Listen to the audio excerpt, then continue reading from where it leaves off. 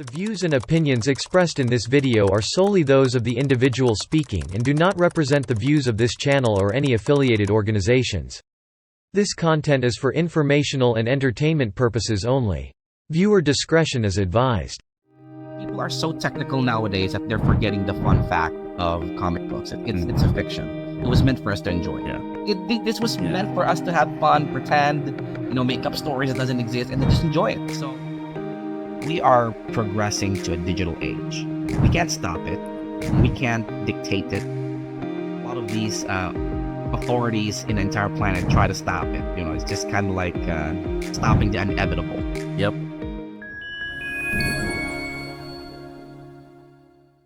Welcome everyone to another episode of Blockchain for Executives, where we help leaders understand and use blockchain in their businesses. In this episode, I have the founder of Anavari Publishing, Enzo.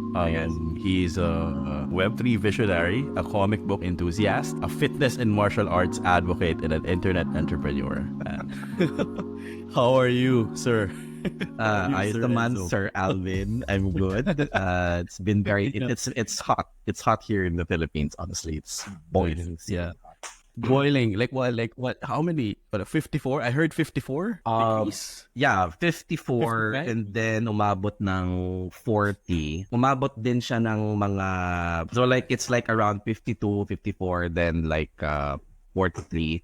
Pero yung 43 pa lang, grabe, halos pinapatay ka na dito. Oo, grabe. 40, 45 lang ang init. 50, 55 pala. Dati nga, may nagsabi nga sa akin, 50 nga noon. Tapos, nag-doubt nga ako, 50, sobrang init naman nun. Tapos ngayon, may 55 pala. 54, 55, grabe. So, I hope everything is good on your end. May aircon ka naman for sure, right? Definitely. Pero yung aircon namin, pare, kahit naka-full blast na dito sa Pilipinas, wala din. As in sobrang iba talaga. Matindi, man. It's really hot. A while ago, we went to Alabang. Kasi despite na ayaw kasi namin yung bugbugin yung aircon. Kasi pag pinul mo ng pinul, baka pumutok din yung aircon sa init talaga. Kasi yung neighbor namin dito, naka 2 horsepower na, naka full blast.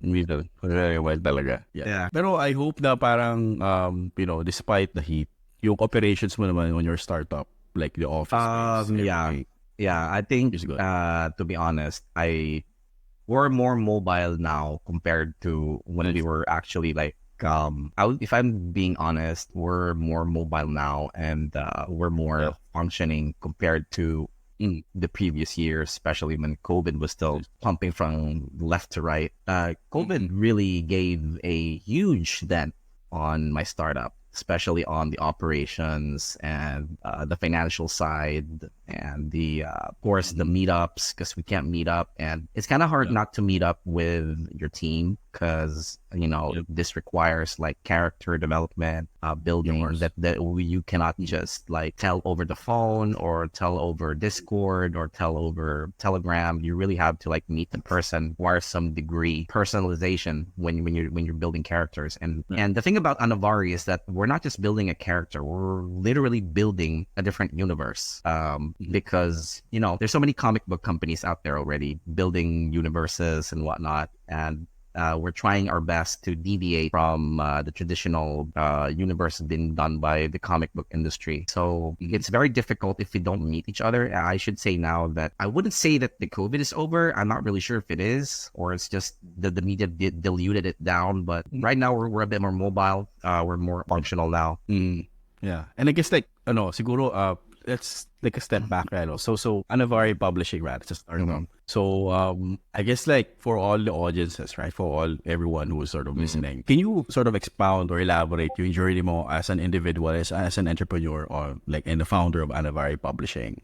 What's your sort of motivation, your passion behind it, and as an individual, how did you start this? Yeah. First of all, I did not actually expect that I'm going to start a comic book company. I did not even fathom that I would even be here creating these characters that we worked through the years. The first part of me being part of this industry is I was a collector, a regular Joe collector. I buy comic books in BGC pare, and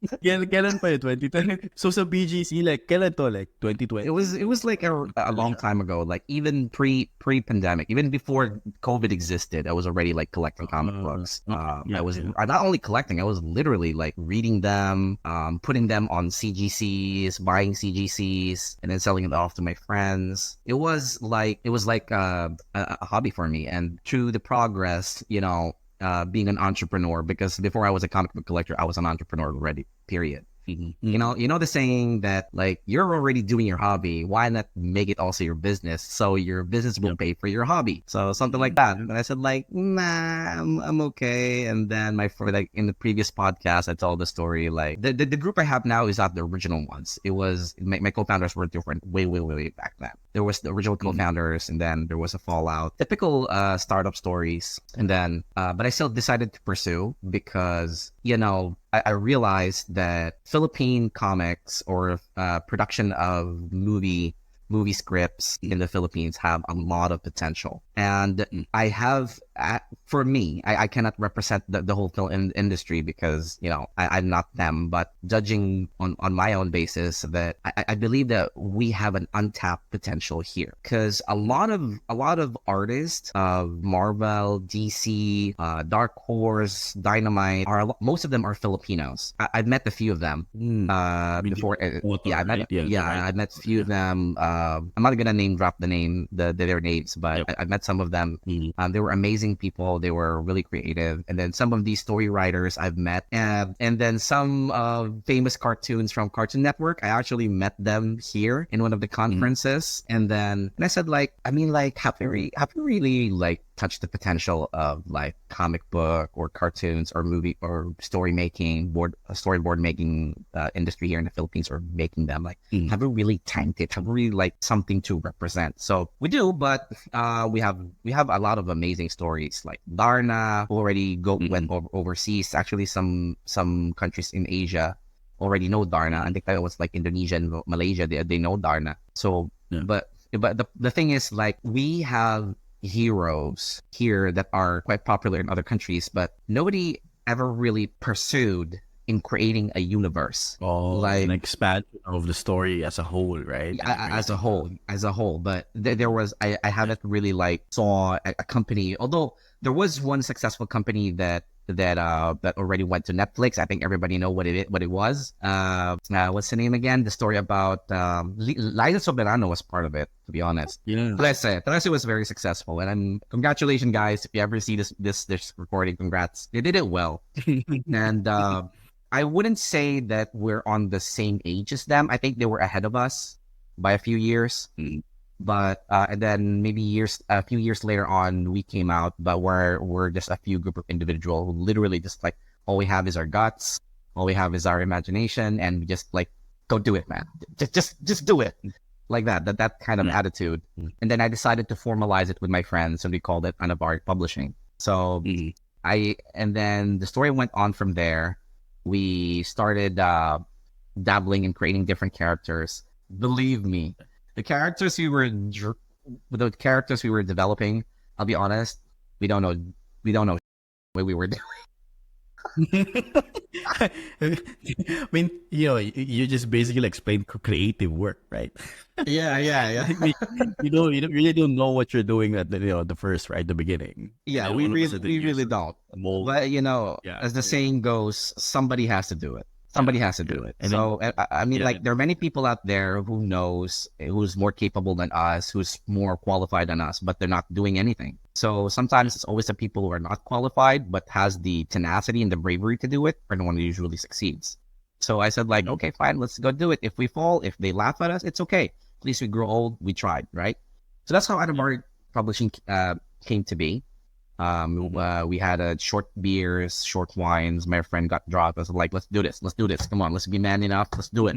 Let's go. And I said, like, all right, so we started drafting characters. So the first question we did was the name of the comic book company. First, right? It did, yeah. Yeah, I did. We had a lot of names. We had funny names. We have ridiculous names. And I'm like, until like we found that I was taking a shower. It's always the shower that gives me the good ideas. And then Or like, cold shower. yeah, cool, hot or cool shower, doesn't matter. It just pops out of my brain when there's shower over my head. And then like, what we're doing a lot of comics, it got to be new. It's varies a lot. And then like, it just played like all new various. And then I took the first letters on. Oh, Anavari. Oh yeah.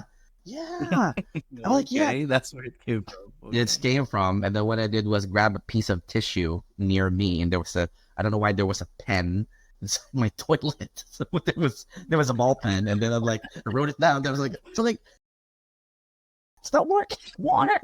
So I said yeah, I wrote it down. There's like Anavari, and then that's it. That's how the name came to be. And then the next thing we thought about was the character. We can't be a company, or we can't be a comic book company without the product. So the first product we created was the very first character we made.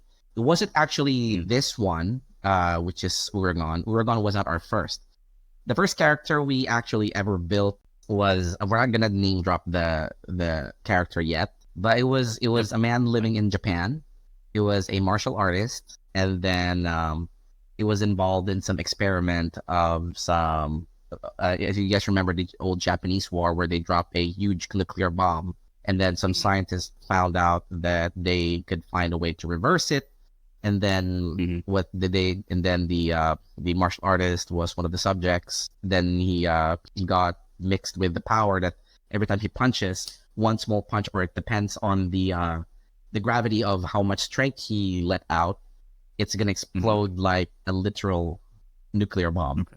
So that's why he was put in a whole suit to contain the radiation, because anybody who was near in his proximity either got some melting issues with their body or got some disease, because it got trapped inside him. So he became like the moving, living nuclear bomb. So that was the first character we made. And then eventually, and I said, he doesn't look like much of a Superman type, or what you call a flagship hero, but he is a hero, but not a flagship hero. So I said, okay, how about let's put him on the shelf first, and then let's move next to the next one. I said, one of my friends actually told me, why don't you start with something that you're really fascinated about, something that you're into, something that you think it's so cool and amazing.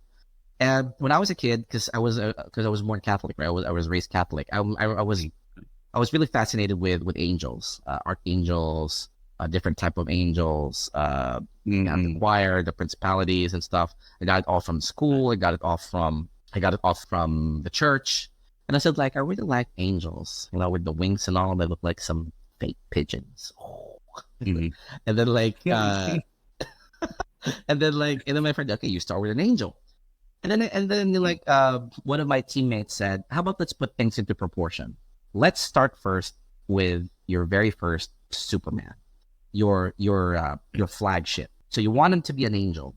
Okay, let's establish that, because it was really hard. We really didn't know what we were doing, but we're just motivated to do it, and we're getting people to help us to get it in order. So, and then there you go. Then we have now the very main character, or we have the flagship character, which is Uragon. The thing I found out about the most comic book companies nowadays, they have several flagship heroes. You have Superman, right? He was a cosmical superhero. When you say cosmical, because he got his powers from the cosmics, space, and whatnot. So, and then you have the Sentry from the Marvel. A lot of guys doesn't know him. Only the really comic book nerds know him. Sentry's power came from experimental, so it's scientifical, right? And then you have Shazam. Shazam is magical. And then you also have Wonder Woman, again, still mystical, magic still. So I said, nobody ever really dabbled the power of biblical or the divine. How about let's create a new line? Let's create divinical. And I said, okay, so that's the first. So we had to surpass Superman's threshold. I said, he has to be stronger than Superman. So I said, because he's an angel. Because Superman is living from our dimension, and then this angel is outside of our dimension, as stated by a lot of people, or I'm not in authority to talk about this, but but spirits don't live exactly as they say it in the realm we're living on. So I banked on that story, and I said, like, his power should be outside our universe, not inside. So I said, like, let's call it divinical, because his powers came from outside. Should be stronger than Superman. So it's stronger than the guy from stronger than Omni-Man. So I mean, even Omni-Man is still cosmical. He's still cosmical. So because he came from a planet, so technically he's still here. So that's the first character we're building our story on. We're gone. We have other characters too that I mentioned already on other podcasts. So your character set is what is it, based on biblical characters? Is that what you're working on right now? Is that sort of like your flagship? The flagship character, yes. The flagship character, which is Oregon, is based on a biblical on a biblical standpoint, but not totally whole from the Bible, because we want to remind the public that as much as we want to be nearest to reality or nearest to what the story of what mankind did, we wanted to remind them that this is still a comic book company, which means anything goes. This is a make-believe, a fiction. Yeah, of course. Yeah. Because the problem nowadays with movies is that people became so demanding and intricate that they want it always. Oh, it has to be near to the story. Oh, it has to be near to this type of stuff. Oh, there have to be the pages of books and close to the truth. Closer to the truth. That they're forgetting that the reason why movies existed was because it's a movie. It's a book. Yeah. This was meant for us to have fun, pretend, make up stories that doesn't exist, and then just enjoy it. So. And people are so technical nowadays that they're forgetting the fun fact of comic books. It's a fiction. It was meant for us to enjoy. Yeah. So I decided to change a lot of specs with Oregon. Like nowadays, when I watch angel movies like Lucifer, I watch movies like what's that paranormal something, and it kind of slightly boring though, but. I need to watch them for documentary purposes so I can build a character. But I changed a lot of stuff, like their wings. Our angels in our universe don't use angel wings anymore. Like so you have the publications for this, and I'm assuming you cannot publish it yet, right? Because it's still in the works, or is in the works. And there are a lot of changes in our universe because a lot of people publish every day. A lot of movies are being published. So as much as possible, we want to be unique as much as we can to show the world in different markets, not just Philippines, even the US market or the European market. Like, hey, we're Filipinos and we made this comic book, and since you guys are into it so much, why don't you check us out? So we wanted to make a product that would not only apply or relate to our country, but even relate also to different nationalities or ethnicities. So we're trying our best. We're starting first with this one character, and then we'll move the rest. Yeah. So DEI. Yeah. You know what DEI means? Well, diversity. Yeah, diversity.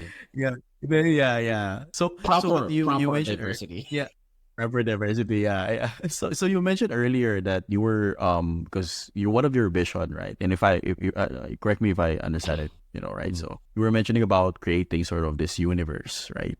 In your comic, and I guess in the story that you're publishing. Is that something that you're doing right now with this set of characters, these biblical characters, or are you still sort of in the stage where you're still creating those characters? I think the creation of characters is never ending. Yeah. Even though we've already established the universe, we will still be creating new characters daily. I mean, like creating characters like creating cars. You never stop making cars. So, even though you already have the universe or the platform, you continue making them. We're still making characters, a lot of them, but we're slowly moving on to the process wherein we're following the universal structure of our comic book, and the different pantheons of characters, where do they belong, where on what place do they need to be, and that's the most difficult part we're actually facing, because building a whole universe is kind of like not easy, because it's kind of like a Roblox, except it's for adults. It's different. Yeah. So it kind of reminds me of this because I guess I can relate this to gaming as well.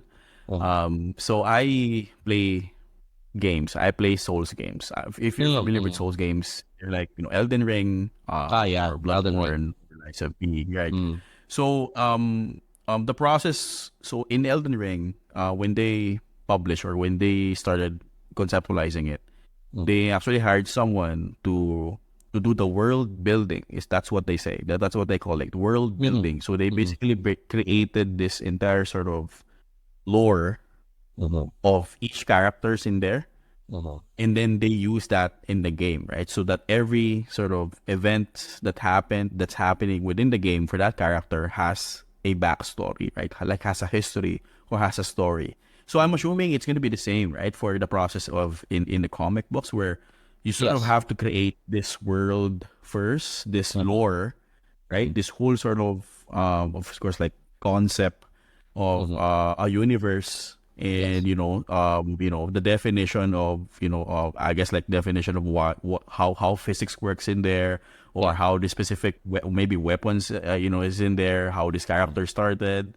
So I guess it's the same with you guys, right? You have a writer that does that, and then you sort of we do. But I'm also very, very much participative in the writing process. I do believe that as a CEO, it's also my job to understand the very essence of the universe of what we're doing. Because if I'm just gonna be hiring people to do the universe for us, for me, I think it's kind of a bit dangerous, because if that staff member of us change team, I'm gonna be having a hard time. So I'm actually participating in the creation of the universe of the Anavari. So we do have people that are actually in charge of developing the universe. And of course, my co-founder is helping me out. Ashley Mariano is helping us a lot in the creation of the universe, because it's not a joke. Building a universe in a book is not a joke. It's kind of like playing God. To cut it short, it's like playing God. It's very difficult. Yes, yeah, because so in Elden Ring, I think they hired the author of Lord of what's that, Game of Thrones? Oh yeah, the writer. So he's the one who built the world, like he wrote the entire like universe for that game. If you're playing that game, it's actually it's vast. It's open world, right? All of these characters have the backstory. They are sort of connected to each other, and I can just assume that it's the same for comic books, right? It's the same as writing everything in here, and then you sort of like you have to be in touch with you as a CEO, you have to be in touch with the team, and of course how the story goes, but you sort of still need someone who's who writes this professionally, right? Who's someone who has done this before, right? So it's an interesting concept. So are you sort of publishing your own work only, or are you also publishing other sort of like from other as of the moment, we're only publishing our work, because the problem with other people's work is that the fitting inside our universe. If we buy them, if we decide to buy, let's say, there's this comic that we actually wanted to buy from Africa. I'm not gonna name drop the comic book company, but he's doing well there. We wanted to buy him because he has an amazing set of superheroes. But he the challenges in Africa and creating a startup there is much more difficult compared here. So we wanted to own a part of their startup, or probably sell us off. But the problem with that, the only question that I really got from my co-founder was, how are we going to fit them inside our universe? Because we cannot just buy things willy-nilly because we felt like it. So we have to make sure that what is the character's purpose inside our universe, because otherwise you'll just be sticking a character that doesn't even need to be there. Yeah. So that's the most very difficult part that we're facing. Also, that's why we're not accommodating. There were a lot actually on my Instagram. There were a lot of people who wanted to contribute a character to us. I said, hey, you want to buy us out? It wasn't the first time I got no DMs from it. I got like several DMs from independent writers who wanted to join us. After the interviews, some of them wanted to join us, but I saw that I don't like them to be part of us. It's just that I'm also looking out for the ecosystem of what we're doing. So, but however, we actually created a spin-off. We're going to be creating a spin-off company wherein anybody could just join it, create different various stories. We called it Garud Publishing. But the problem with that is that we're not really accepting that much. It's not a priority, but eventually, if people wanted to join us, we will publish them, but not under the name of Anavari, but under a sub publishing that wherein they can like flurry around their characters there. But in the future, if we see their character very beneficial for the character, we might sip them back into Anavari. That's not a problem for us. So, but as of the moment, so it's like, so it's like their characters or their work needs to sort of fit with the universe that you guys are building, right? Before you can even consider them pushing. Like, okay, that's how it works. I was always curious about that. So is that how? And forgive me if I'm like, not that informed about this, but is that really how it works in terms of comic publishing? Like, for example, if you're a publisher, if there are other writers, is that always a criteria where the characters from the different company needs to fit, or is this like something that you guys are? It's just something that how we practice our culture here on our team in Anavari. I wouldn't say that for the entire industry because I am not sure how they do things, but knowing DC Comics, Marvel Comics, they actually published a lot of characters, and because they just bought it off from another publishing houses. I think, like, for example, before, if I'm not mistaken, I think Captain America was not originally from Marvel. I think it was from Timely Comics. And then they bought it off. Yeah, they bought it off. And then after they purchased it, they put it under them. And then that's it. Boom. But then, but as far as I remember, I think it was Timely Comics. It was a very different independent publishing house. And then they decided to own it in their universe. So I guess it depends on the publisher or the comic book company if they're willing to. The problem with that kind of setting, I'm going to speak first as a fan, as not as an Anavari guy. The problem with some of these comic book publishing companies is that before they bought a lot of characters from different agencies, and then they not only that, they made a lot of characters. And now the problem with them that I have remembered before is that, putting them to pieces. That was their biggest problem. That's why I think before Marvel also had a reboot back then, the New 52. So because they had a problem like fitting the puzzle together. So we don't want that kind of problem in Anavari. We just don't want to be buying different characters because some dude created it from Milwaukee and he would think it's cool, then just buy it. So so I told my team, like, we can't waste money, because if we lose a lot of cash, we're gonna have no running strip anymore to fly. So we we have to be careful of what we get, because if we can just do the in-house development of new characters, let's just do it in-house. So, but I mean, we did buy one character though. The character's name was Ekis. So we that was the only character that we acquired that is not of Anavari Publishing. It was already published before. The reason why we got it was he was still also an angel, and then he got thrown down from. I haven't read the full story yet, but the caricatures and the way it was portrayed, it was drawn, it was really amazing. And the person who's doing it is actually now our business partner. And then we acquired also the comic book that he made, because I said, like, this book, we'll benefit from this. So we put him on the shelf for a while. So, like, you stay here for a while, brother. We'll get back. Yeah. Okay. So So when you acquire like a character like that, so I'm assuming you have all the rights, to modify or to create a story, right? Yeah. For these characters, right? Yeah. Okay. So it's not like the original author can sort of do another sort of spin-off, right, from that. So it's all the rights goes to you Goes guys. to the team, to the Anavari, yeah. Okay, that's this thing.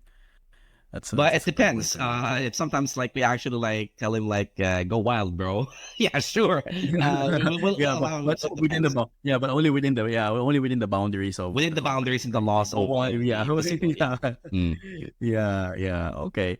So like all of these work, right, in the comics, and then your own publishing company, and then you acquired a few rights. So and when we sort of met a few years ago, I think you were exploring blockchain technology, right? Yeah, And on my one own. of the use case, on your own, yeah. The one of the use cases that you were sort of presenting back then, I can't remember when we did present that, was you want to use NFTs, right, for comics, right, for blockchain. Yes. Is this Yes. is this the same company where you wanted to utilize the blockchain and NFTs? Yeah, same. Or Anavari. is it a Yeah, different one? same. Oh, okay. Same. And like, what's your vision there? Like, how did you? I wanted to sort of understand, how did you sort of, okay, now I know blockchain, and I know, like, okay, I have my own publishing company in comics. How did you, like, what was your thought process when you sort of, okay, there's a potential here that I can sort of integrate this to?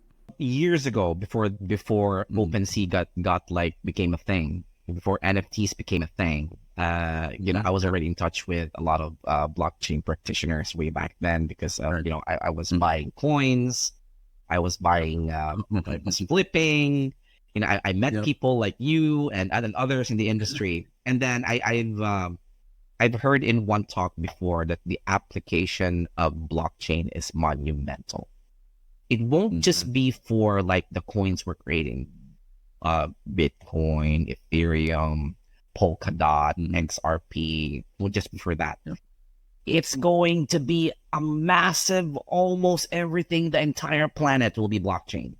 So, and I said, I said that time, I said, like, what if Hollywood and books would be part of it too? And I said, and then one guy, I remember watching this in this YouTube channel. Like, I remember the channel. That guy said, like, one day books, movies will be a collectible, and they will have value because of blockchain. That dude, that literal dude, I listened to it. I said, like, this is it. This is what I was waiting for. Nice. See, because and at the time, the reason why I wanted to have blockchain integrated to Anavari is because we are progressing to a digital age. We can't stop it. We can't dictate it. We can't a lot of these authorities in the entire planet try to stop it. It's just kind of like stopping the inevitable. Yep. And I'm like, what can put value in our books if we go digital? See, here's the problem. The reason why I want to use blockchain. In the real world, when you're in the comic books, if you're a collector, especially, not just a reader, you're a collector. Because being a reader and a collector are two different things. There are people who collect, but they don't read. I know a lot of people like that. I'm not going to name them, but I know them. Because when they collect, I ask them about the story about the book. They don't know a goddamn They don't know. And I'm like, hey, so I bought this book. maybe it's a minted copy, right? Like, they don't wanna, they don't wanna. Yeah, but there were many ways. There were many ways to like literally read it nowadays, especially in the digital age. I'm like, because what I do is like I buy a copy, like a really nice copy of it, and then I read it online. Oh. Because I have authority already to read that because I bought the main. It's already with me. I just don't want to touch it because of the value. I don't want to smear all over it. So like I said, I'm a collector. How will I collect digital things? Because it started also with when Yu-Gi-Oh came out and other things. Yeah, people keep collecting, but there's no actual monetary value. I'm like, why do people keep collecting this garbage? I was literally like that, and even in Mobile Legends, they were literally like, "Oh, buy skin, buy skin, buy skin," and I'm like, "Okay, you buy that shit. What does that do to you?" And that's what their inspiration came from. Bragging rights. What am I gonna do with the bragging rights, bro? What am I gonna do with it? Bragging rights. Yeah. I don't know. Yeah, with your boys. Yeah, that's like Flex. flex. Yeah. So I told myself like, blockchain could put value in these things, the digital assets. I'm like, if they could put like an actual monetary value on these digital assets, this can probably tilt the scale a little bit differently. Because the reason why we collect these physical things like comic books right there that I have, is because they have value. The first appearance, the first weapons, whatever. Same with the game, right? We can hold it physically. That's why there's value. But if I buy it digitally and there's no value in it because it's digital, it's intangible, it's nothing, it's air. How can we put value into those things? And blockchain came in. And I noticed, and I said to myself, like, I'm passionate about these two things, the new Web3 technology, and I love comic books. Yes, I'm a nerd. Yeah. I love it. So I told, like, I guess this is it. This is what I've been waiting for. And it was a huge motivation for me to, it was a huge motivation for me and my company to integrate blockchain because, one, it's cheaper to produce. I'm not going to lie. Creating digital publishing of books and comic books is much more cheaper for the company to produce compared to the one that we have to print, and the risk, the risk of losing a lot of money printing those things is huge. Is really, really huge. So I said, like, this is it. Blockchain could probably help us gain that kind of traction and funding even more. Because one, we can reach more people with digital. We're not just going to be bounded by the sovereignty of our country. So, bro, I'm just curious about your blockchain NFTs. How did you use it? So, are you utilizing it right now, yung NFTs, or are you still sort of conceptualizing it? As of the moment, we haven't really published any NFTs that we released talaga kami sa OpenSea. Kasi gusto namin talaga maganda yung artwork, pero I recently posted on my Instagram, and then nag-post din ako sa Facebook ko ng My Day ng mga artworks namin na ipapublish for release. I actually released an artwork, pero hindi siya part ng Anavari, sa akin lang talaga. Okay. To try it out, pinublish ko dun sa, sino nga ba yung nagtayo ng sarili niyang OpenSea sa industry natin? Si Harry? Harry ba yun? Hindi ko siya. Anong pangalan nung app? Ano ba yun? Harry? OpenSea lang talaga kasi pinaka-popular. Hold on. No, not like yung ginawa ni Harry Santos. Wait, di ko na maalala kung ano yun eh. Pero itong NFTs that you're gonna publish, your plan is to use it to tokenize yung mga comic book ownership, right? Yes. NFTs. Yes, I want to tokenize comic book ownership, and I wanted to solve one issue as much as we can and as fast as we can to the available resources we have. I want to tokenize not only the front page. See, the problem with the comic book industry, especially with the integration to NFTs, not just comic books, even the books, is that they only publish what I noticed, the front page. That's not a comic book. That's a graphic art. Yeah. You cannot call a NFT comic book if you're only going to publish the front page. That's not a comic book. That's a graphic art. So that's the goal that we wanted to try to eventually be. But for now, we are going to be releasing comic book arts from our book itself, on top of an official release on Amazon Comixology. That's the platform we will be mainly releasing our comic books to, which is Comixology, because they already have a huge platform. They have a lot of readers, a lot of collectors. But eventually, as we go along, my company's plan is to put up our own platform of NFTs, wherein you can actually buy the book as a whole. The book, the whole book itself is an NFT. So when you read it from page 1 to page 20, all of it are NFTs. Oh, okay. So yeah. ganon. Go ahead. We wanted to tokenize the whole book itself. So it not only it will actually affect or help the funds of our company, but it will affect majorly, in my opinion, the whole industry, because it's gonna give more value to the book that you are collecting. Novels, the problem with novels is that they don't have that much value. They don't really command values in price.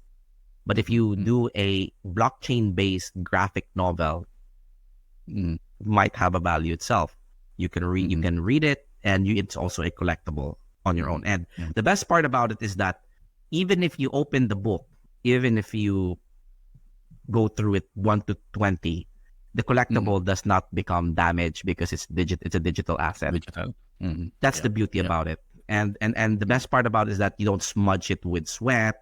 You don't smudge it with food, which is the common problem. There's no physical touch, which is the good side of it. Yeah.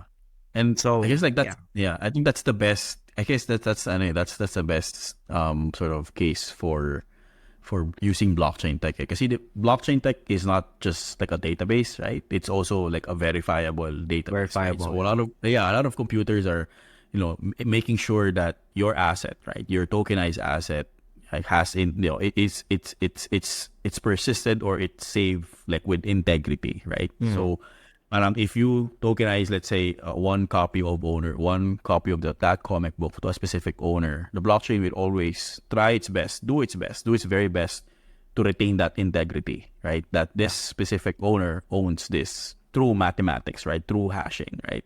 Kaya parang it's not just, honestly, it's not like that's the beauty of the tech itself. Kasi it's not just about the comic books. It's also like in any other physical asset you can tokenize. Like one of the examples is real estate, for example. Like you can use that. You can sort of tokenize a property, use that as a token of ownership that someone owns this property, and then use that as a medium of exchange, right? They can either use the blockchain to settle, or they can just use it as sort of like an escrow for that ownership. Same thing with comic book, right? So you can settle with Philippine peso. You can create your own marketplace, but you can sell the token itself, right? Once they bought like a comic book copy, they can get a specific token that's specifically for them, right? For the owner, and it's always going to be hashed and also always going to be unique for that specific user, right? So very powerful, and it gives sort of like scarcity, right? Like in terms of value. So you're right there. There's more value to it because there is more authenticity and integrity, right? And there's more scarcity, right, to this token. This token is always going to be, it's always just going to be published by your company. It's always going to be owned by the specific owner, and it's always going to be owned by that specific owner's private keys, right? So that's the power of PKI, say, public key infrastructure. So it's the main sort of private and public key scheme, right, of any blockchains that's out there. Yeah, I like your use case to this, honestly, your comic books. It's like, in a way, like if you look at the current examples of NFTs right now, right? Yung mga images, yung mga yung mga apes, right? Yeah. In my opinion, parang in a way, parang hindi sila masyadong valuable for me, and maybe I don't like. I'm not. I'm going to justify that later. That later. And then parang if you tied an NFT to say a book, right, or a comic book, right, or like something that you read, right, every day, that's something that entertains you, right? Yes. To me, that's much more valuable, right? It's like, as opposed to like just looking at an image, like, parang like, like just for exclusivity, I guess. Yes.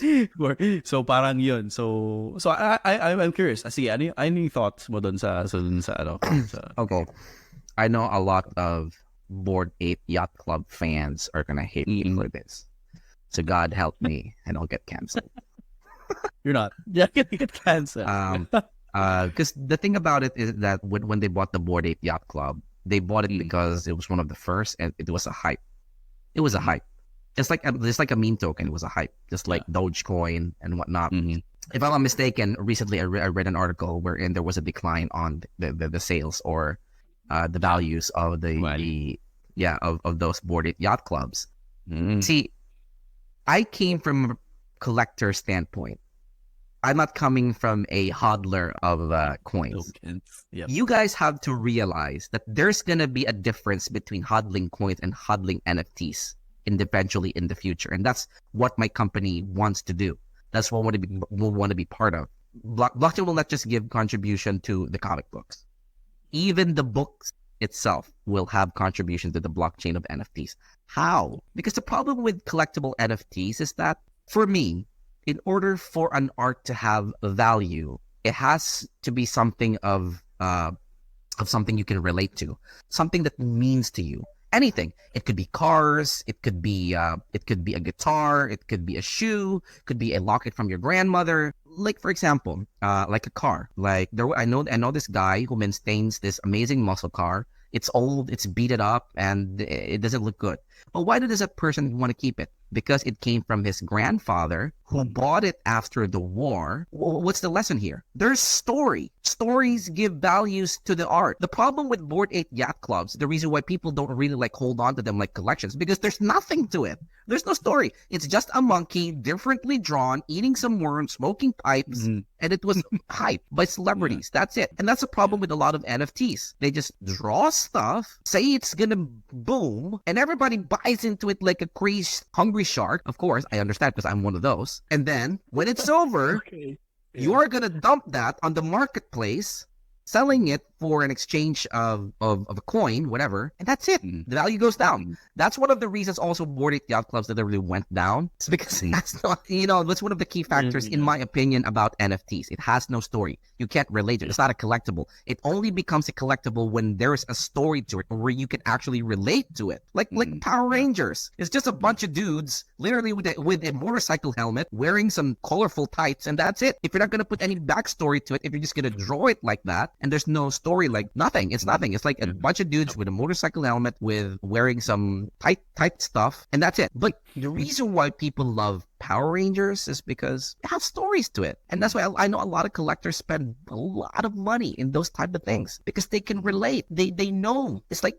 it became a part of them. If that's what the book industry or the writing industry or the novel industry can contribute to the NFTs, if they can only put stories within those pictures and people can relate to them, that becomes a part of them, I think the value can even go way up, way higher. That's a problem with NFTs. It's just a hype, just like any other meme coins. So in my opinion, I think those two can be like a beneficial partnership with each other. I guess it's because like the Bored Ape Yacht then, right, is turned into this type of exclusivity, right? Yeah. Because a lot of celebrities bought into it, right? Like without even like Steph Curry has it, right?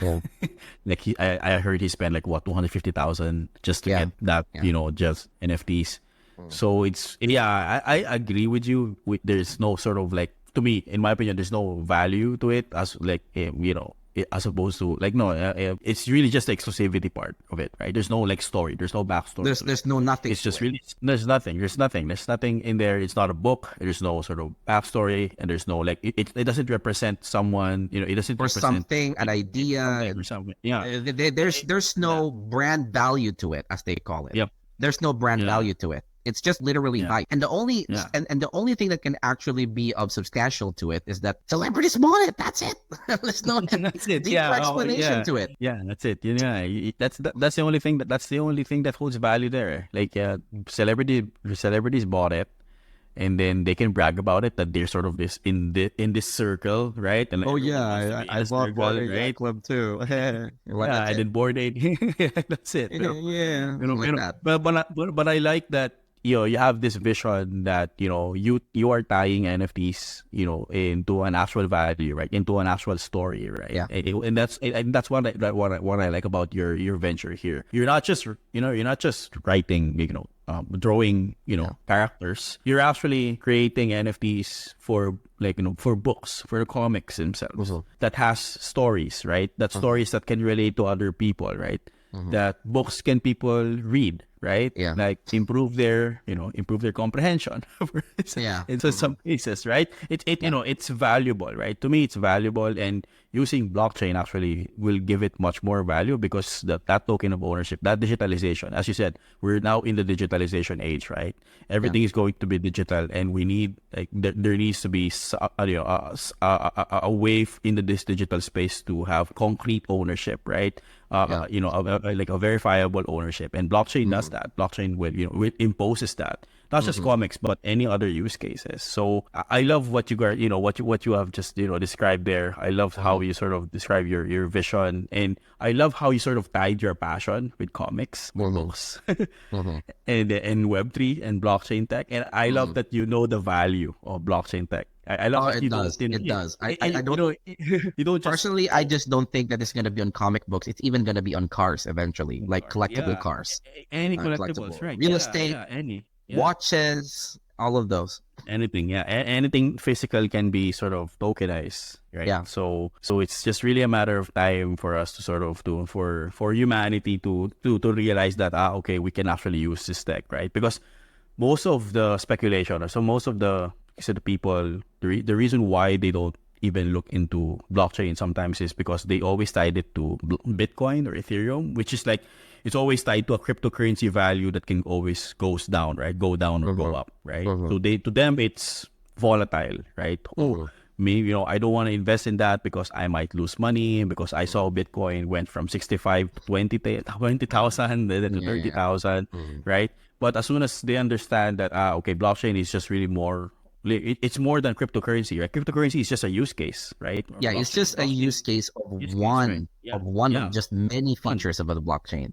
Yeah. And then, there's more to it. Like you can, Ethereum sort of brought the innovation where you can now program, right, these tokenization, right, through smart contracts. Yeah. Before it was only Bitcoin, and Bitcoin doesn't have any smart contracts. That's why you cannot really sort of create assets, right, in the Bitcoin protocol.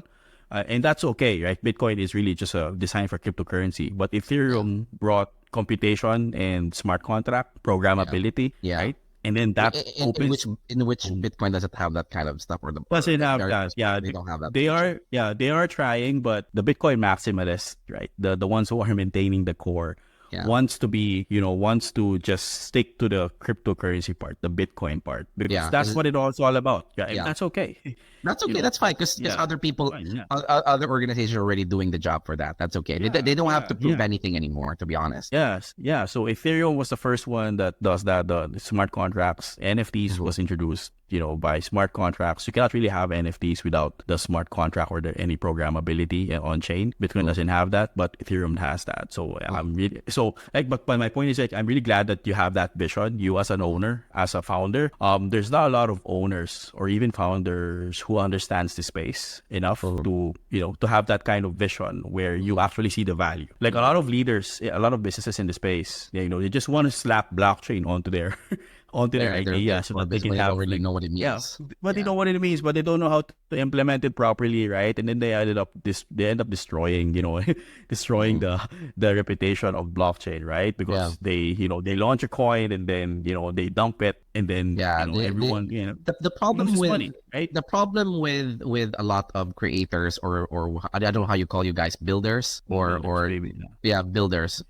especially the new ones. The problem with that is that they only sometimes equate the use of blockchain in creating cryptocurrencies.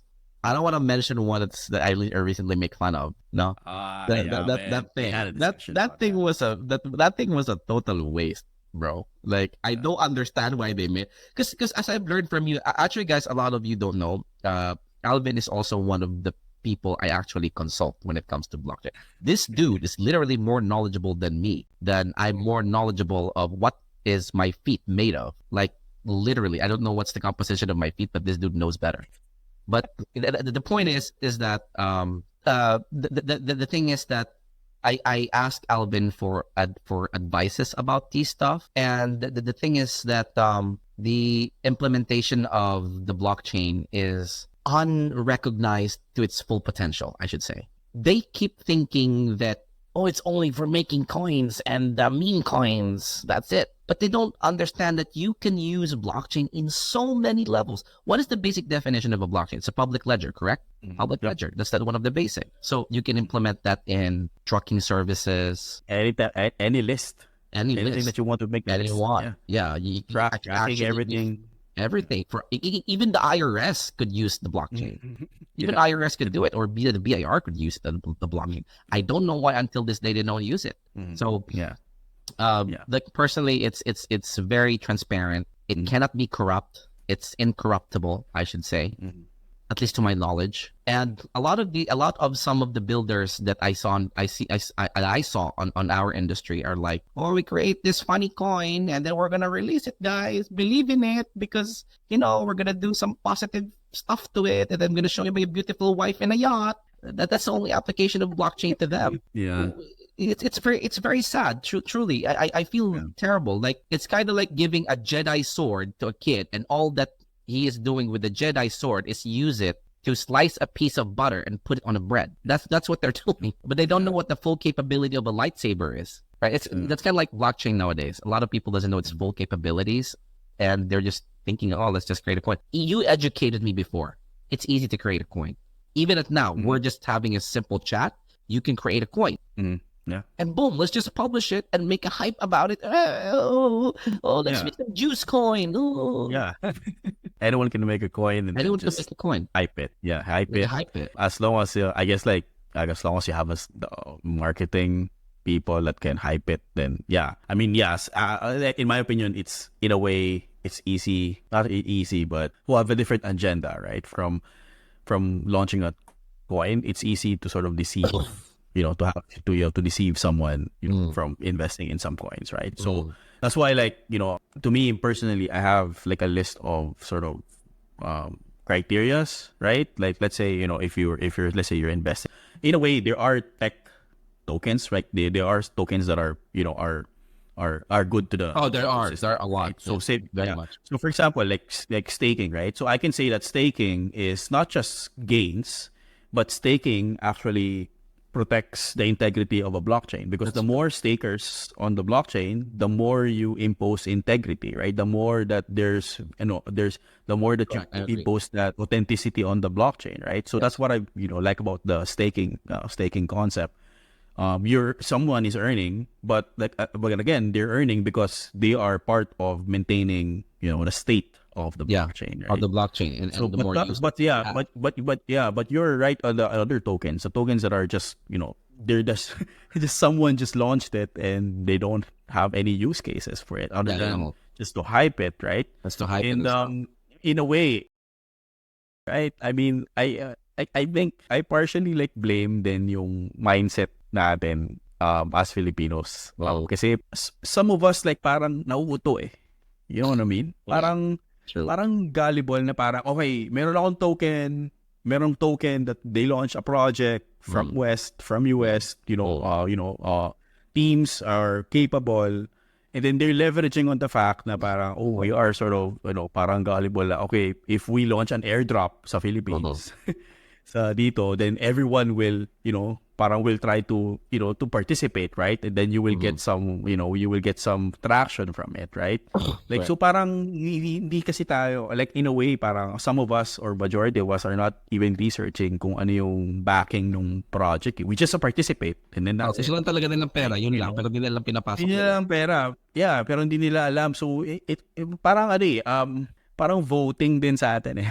Parang pag nag-vote ka na, parang nababa yung vote, 'di ba? Nababa yung vote sa mga tao. Right? So kahit anong system na ilagay mo diyan, 'di ba? Like yung mga voting system na blockchain based, kung nababayaran mo yung tao, right? Kung nababayaran mo yung if you can pay off people to just vote for a candidate, it's going to be the same system. You can circumvent the system, right? So it's not just the system itself, it's not just the blockchain itself, but also yung mindset talaga nung the participants, right? So us. Kaya parang parang the writing is on the wall na eh. Parang obvious naman na parang medyo sketchy to from the website, from everything eh.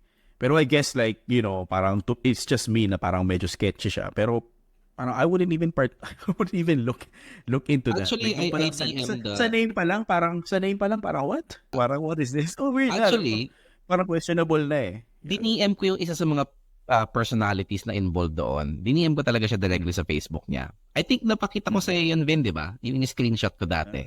Nakita mo ba yun? Alam ko, Parang, parang na-share. Parang na-share. Na-share ko sa iyo yun eh.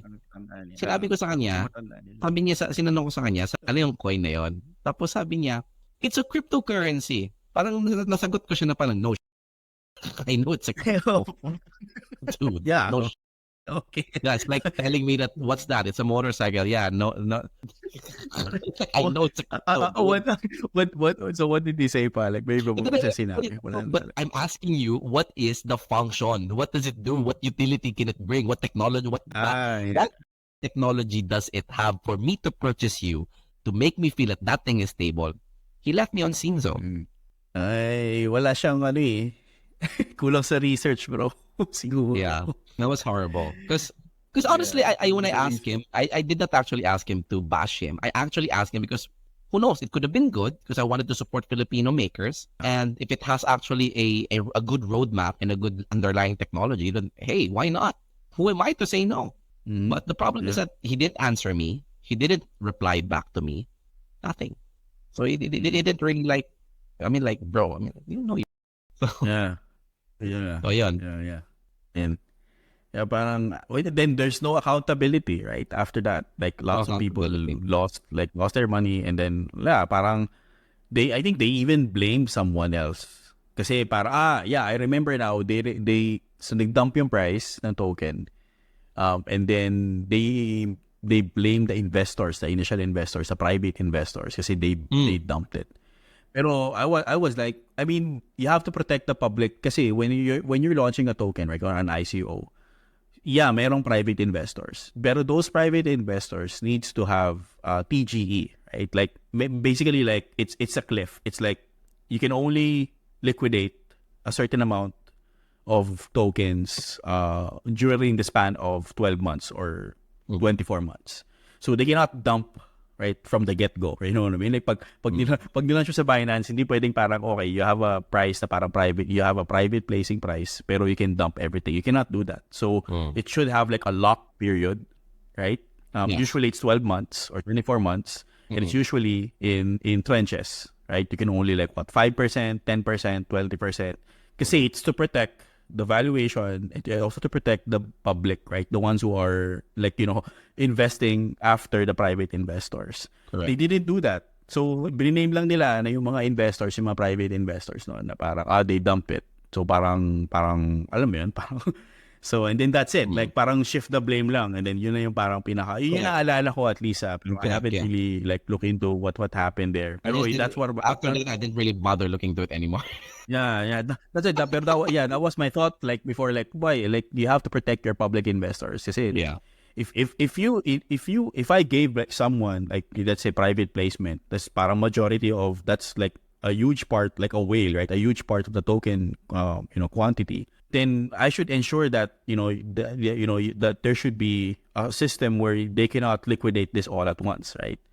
So, kasi to protect nga yung public to protect, the valuation of the token So that what's happened. Yeah, yun na yung last, and then it's, that's just BS yung, they blame the investors. Kasi if it's a private placement, it means that there's a SAF, there's an agreement, and then and then that means they know yung investor na yun, right? Yes, correct. So they know, and so they're part of it. So it's so it's it was pathetic, to cut it short. Yeah, ang daming ang dami kasing nawawala ng pera, like savings ng pera, right, sa atin. So parang parang this blockchain is supposed to be something that you should trust. Yeah, you should verify your data authenticity. It's a symbol of integrity, right? It's a symbol of security on the digital space. But people are losing money, and parang it's not a good look for the tech itself, right? Yeah. So, actually, the blockchain has no issue, to be honest. The very concept of the very technology, it has no problem. Do you know what's the problem? The people brought the problem to it. Yep. So Yeah. they keep blaming crypto, they keep blaming blockchains and stuff. But actually, it's actually the people surrounding it that they should blame, not Yeah. the Wala lang silang, walang ma-blame eh. Pero yeah, yeah. parang They're just looking for in my something sort to of, grasp and blame. yeah. Like it's in my opinion kasi it's sort of like pushing back yung adoption. You know what I mean? Like parang okay, we're now ready to build like useful apps itself. And then there's gonna be like, you know, a scam project or a scam news about blockchain, right? And then of course yung parang perception, right, of the tech itself will be, you know, will be shaky, right? So parang Yes.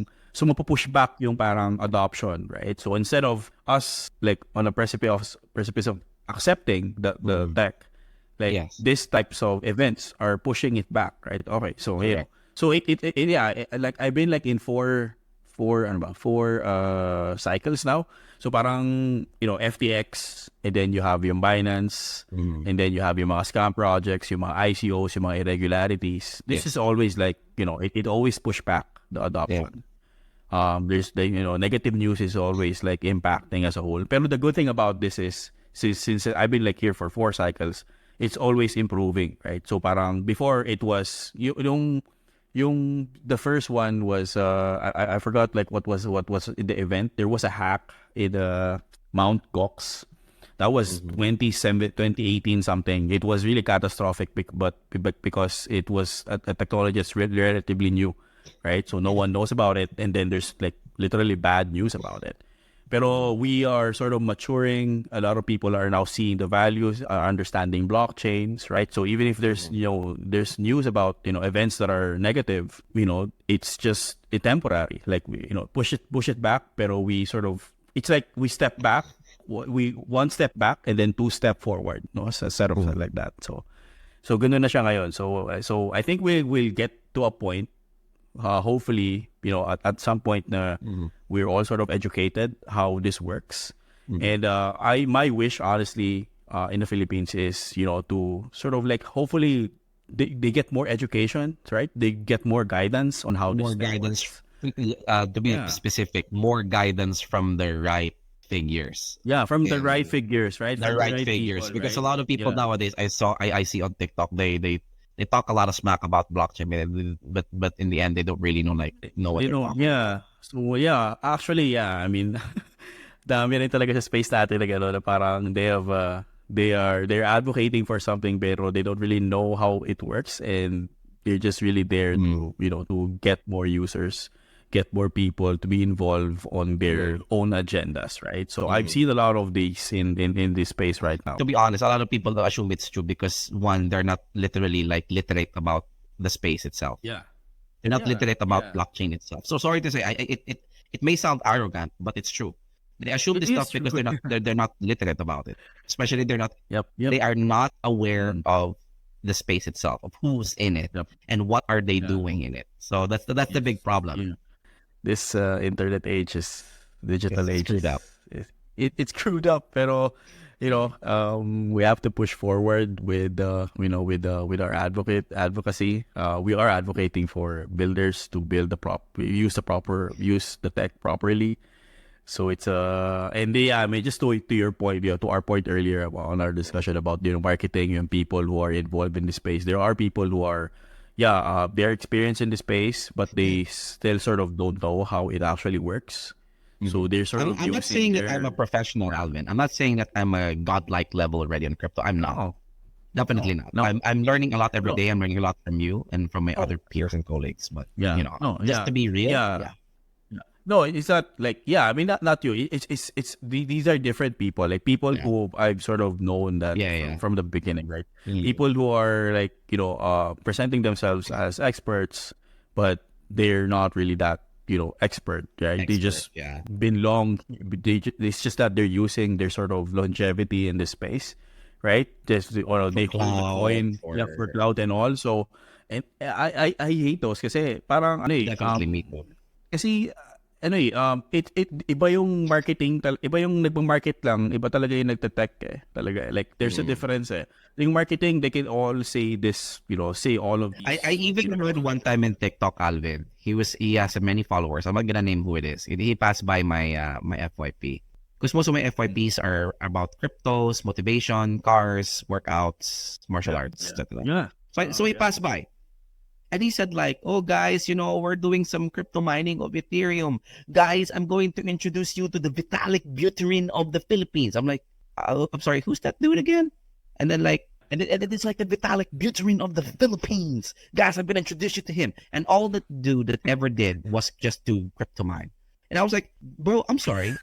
Do you know who Vitalik Buterin is?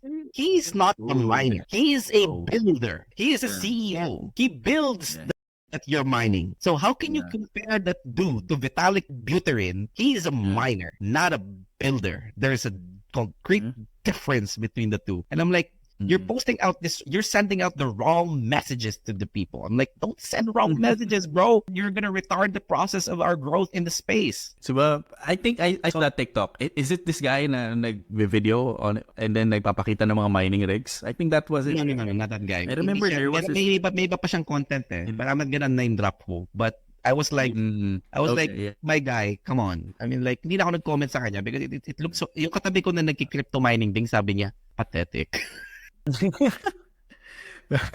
Man.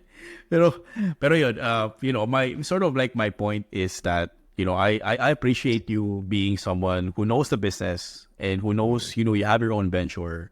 You have your own, the value of blockchain tech, right? And you know how it actually works, right? To promote it, right? So, like you mentioned earlier, not an expert. To me, honestly, you're more than, you are an expert. Like you are someone, because not really like deep expertise, but you know the value, right? You know how to merge these two together, business and the use case of blockchain. That's rare, man. That's rare. And no one does. Thank you. That's a very rare sort of that's a rare like ingredient. Like some people are just marketers. Like, they don't know, they just run businesses, they all about the money, all about, it's not, that's not the cloud. And some people, some people are just builders, which is, okay, it's okay to build, but at least like, right? But it's rare for someone like you now who understands both, right? That there is a certain level of expertise on the tech side, but there's also a certain level of ethics, right? Ethical sort of ethics that you need to sort of use to actually use the blockchain tech, right? To actually merge these two technologies, right? That's why this is gonna be a very, very difficult thing for Anavari. May I mention pala since we're here na, the platform we're gonna be using to release because making the comic book and publishing it and also making it as a blockchain collectible or crypto collectible are two different journeys we're gonna be taking. When we make a platform where people could actually publish their books as a whole NFT, it's gonna be a different name for us, but still under us. It's gonna be a different brand, and then eventually, if God willing, I will be able to do it. We will be welcoming other publishers on our platform where they can use the blockchain to publish their books. Because if we can give additional blockchain value to their books, it's gonna be tanking to three industries. Number one, the blockchain itself. Number two, publishing. And number three, writing. It's gonna change a huge landscape on these three industries. I think I only scratched the surface. I think it's gonna go deeper than that eventually. Eventually, collectors will be there, and so on and so forth. So, ecosystem. You can build a go-to of all of these users, of all of these system actors in your, on the comic book space. Like you can even sort of create an e-commerce or a democratized way, right? To correct. Then creation, like someone can write their own e-commerce or sort of open market, and then they can sell their work to others, or maybe they can mint their own sort of comic tokens, right? Where they can earn. Correct. Yeah, you as a publisher can have, can launch this, and then you can sell the copies of your comic, right? And then maybe have some sort of resell as well, right? You can resell the same sort of token. Yeah, typical NFT behavior. Right? Yes, typical NFT behaviors. Yeah. And then eventually it will have some value. Like for example, right now, actually, isang example din na parang medyo close sa akin is kasi before nagko-collect ako ng mga NBA cards. Oh yeah. Mga so yun, honestly, like ngayon kasi kumuha si NBA ng NBA Top Shot. NBA Tops. NFT yeah. Yeah. So it's actually good kasi parang you can sort of have an ownership of that specific card itself, right? Pero sa akin kasi iba pa rin yung parang may physical asset. But imagine like if I have like a physical and also like a digital sort of digital asset. and I own this, right? Yeah. Kasi ang dami rin naman counterfeit na na ganun na fake na parang So that's also one of the problem with the physical. That's a problem with the physical. There are many counterfeits, but with blockchain technology, when you see a collection, it's actually registered in the chain. It's hard to counterfeit that stuff, so you know it's legit, diba? Yeah, it's hard. As long as it's verifiable. Like the verifiable can be like an entity, right? That that owns the actual So it's good, yeah. I'm actually collecting bro, nasa tops ka pala. I went overtime. Oh, yeah, in Baytop. Yeah, sorry. Baka kasi and nasa as NBA, nasa NBA Tops I was collecting some. And then I am an NBA fan. Like I watch basketball. I watch NBA actually. I follow NBA season. Actually, ako naman ang kinokollect ko si FIFA Collect, yung soccer and then UFC, yung dalawa. Oh, yeah, yung dalawa. UFC, fighter. Yeah, I collect. Meron silang NFT card collectible. They have. Meron na rin pala sila. Yeah. Okay. Yeah, dati meron pa ako nung binder Yung may binder ka. Ganun pa ako Kaso, na-confiscate siya sa school kasi bawal siya sa school. Dinala ko sa school na confiscate Nagma-magic cards din ako nung before I love those games. Those are amazing. Siguro last words, right? So maybe you can sort of, spill or like, give some sort of your last thoughts and maybe talk about also your ventures. Yeah. I guess the only thing I came here first is for the blockchain ng Sadlaga, which is yung Anavari. We're trying to publish the book within the year. If not the book, at least the NFTs. It's very difficult. My company is facing a lot of challenges, especially with the retardation of the process of the blockchain system here in the Philippines due to much more strict Banco Central and etc. So we're having really hard time facing those kind of challenges. Even one of our esteemed colleagues who launched the coin here also faces challenges. So are we. So but if we won't be able to release it, that's fine because we will be releasing it on Amazon Comixology as a regular comic book collectible. But regardless, we will still be on progress of releasing actual NFT comics or NFT digital arts. And we're planning to put something on those tokens. Hopefully, if all goes well. The journeys have been very, very friendly to us, but we're working together thoroughly as a team, and we're keep developing the characters and the universe as much as we can. So that's it, I guess. I don't have much last words to say. Yeah. Okay. So for me, bro, I guess I've already mentioned this earlier. I just want to say that I appreciate you. I appreciate any investors, any business users, business owners who are seeing the value of this tech. To me, in my opinion, the only way that we can push adoption is by actually educating business owners, business users, those who wants to build their ventures, right, using this technology, right? Enterprise companies, small to medium-sized businesses, they need to sort of have, educate themselves. They need to be knowledgeable on this tech so that we can push adoption, because these are the business owners are the ones who are making, innovations, right? They're making an impact. They are building ventures, to earn money, but also sort of to have social impact, right? For users to build something that's very useful. And I just want to say that, I appreciate you as a person. I appreciate you as a business owner. You're doing I appreciate you too, brother, as always. For how many years have we been friends, Alvin? Like, I can't even count it. Like 4, 5 years already. I can't even count. 4 years. Yeah, 4 years. 4 years. We've been knowing each other for 4 years. Every time na natatalk tayo sa call, para ang tagal natin mag-usap. Super, like around 4, 5 hours, 6. Pero, and I also want to say, bro, kasi I know, and this is not related to blockchain, and it's also like sort of like my appreciation to you, right? So, same. When I met you kasi, parang you sort of embodied a stoic type of, personality, right? Mm-hmm. And to me, honestly, I'm gonna say na parang, that's inspiring to me. When I was sort of in the middle of a catastrophic, life-changing sort of life-threatening, life-threatening event on my own. I was sort of looking for answers, but you sort of like you kind of inspired me to be, thank you, bro. stoic, right? And be more sort of so yung embodiment mo of Andrew trait. Yeah. So, to be honest, like I'm just you're gonna say it, parang it actually helps me, right? Actually, ang laki din ng tulong sa akin nun eh. Ang laki din ng tulong ni Tate sa akin eh, kasi ako din was also in a deep state that time. And actually, ikaw naman, Vin, ang pinaka-biggest thing ko sa'yo is nag-push through ka pa rin sa blockchain, sa blockchain dream mo, because kasi there came to a point to my life na parang gusto ko nang bitawan ng Anavari. That's true. Kasi parang a lot of people won't be able to relate to this kasi hanggat hindi ka entrepreneur, lalo na sa isang unicorn type of industry, hindi nyo ito maiintindihan hanggat na nito mga paa ninyo. When I see Vin still striving for the concepts he was doing, and I see him publishing, daily grinding, he was being bashed on the internet, I'm like, get this guy. I'm like, he doesn't give a if some dude will suck his toe. I'm like, sabi ko, you know what? Screw this. I'm like, screw you. I'm still gonna do this. So, thank you, Alvin. You've been an inspiration to me too. Yeah.